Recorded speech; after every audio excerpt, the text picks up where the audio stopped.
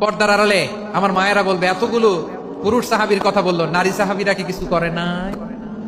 হ্যাঁ, একজন নারী সাহাবীর কথা বলে মোনাজাত হবে, দোয়া ছাড়া কেউ যাব না। রুফাইদা আল আসলামিয়া রাদিয়াল্লাহু তাআলা আনহা, ওনার বাবার নাম সাআদ আল আসলামি। বিশ্বনবী কি খেয়াল করলেন দেখেন, সাআদ ছিল মদিনার বড় ডাক্তার। এই নারী সাহাবী রুফাইদা বাবার কাছ থেকে চিকিৎসা বিদ্যা শিখেছেন। যখন শিখছে, বিশ্বনবী দেখলেন আমার তো প্রতি সপ্তাহে সপ্তাহে যুদ্ধে আহত সাহাবীদের সেবা দিবে কে? বিশ্বনবী রুফাইদাকে বললেন, রুফাইদা তুমি মসজিদে নববীর পাশে একটা মেডিকেল ক্যাম্প করো। এই যে সাকিনা আদ্দিন মেডিকেলের আমার ছাত্রী বন্ধুরা, শুনে রাখো, তোমাদের আইকন হচ্ছে এই রুফাইদা আল আসলামিয়া।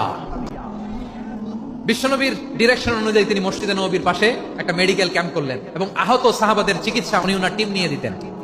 বিশ্বনবীর পরামর্শে উনি আনসারি এবং মুহাজির মহিলা সাহাবীদেরকে নিয়ে একটা স্পেশাল মেডিকেল টিম গঠন করলেন। খায়বার যুদ্ধে 7ম মেডিকেল টিম গঠন করলেন। খায়বার যুদ্ধে 7ম হিজরিতে যখন বিশ্বনবী যায়, উনি ওনার টিম নিয়ে আসলেন, বললেন, ইয়া রাসূলুল্লাহ, আমরা তো তলোয়ার চালাতে পারি না, আমরা তো তীর মারতে পারি না, আপনি যদি অনুমতি দেন খায়বার অভিযানে আমি আমার টিম নিয়ে মেডিকেল টিমের সেবাটা সার্ভিসটা দিতে চাই। পড়েন সুবহানাল্লাহ। বিশ্বনবী অনুমতি দিলেন, যোদ্ধা সাহাবীদের সাথে রুফাইদা আল আসলামিয়া উনিও মেডিকেল টিম নিয়ে অগ্রসর হলেন। খায়বারের প্রতিটা আহত ইনজুর্ড সাহাবী যারা ইনজুরি শিকার হয়েছেন, সবাই রুফাইদা আল আসলামিয়ার মেডিকেল ক্যাম্প থেকে চিকিৎসা সহায়তা পেয়েছেন। সুবহানাল্লাহ পড়েন। দেখেন কিভাবে বিশ্বনবী ট্যালেন্ট বাছাই করতেন। আপনি অবাক হবেন, বাহরাইনের মেডিকেল ইউনিভার্সিটিতে রুফাইদা আল আসলামিয়া মেডিকেল প্রাইজ অ্যাওয়ার্ড প্রতি বছর দেওয়া হয়।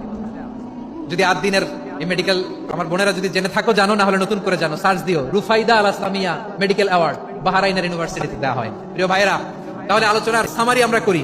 বিশ্বনবী যার যেখানে ট্যালেন্ট তাকে ওইখানে কাজে লাগাতেন। আওয়াজ করে বলেন ঠিক কিনা?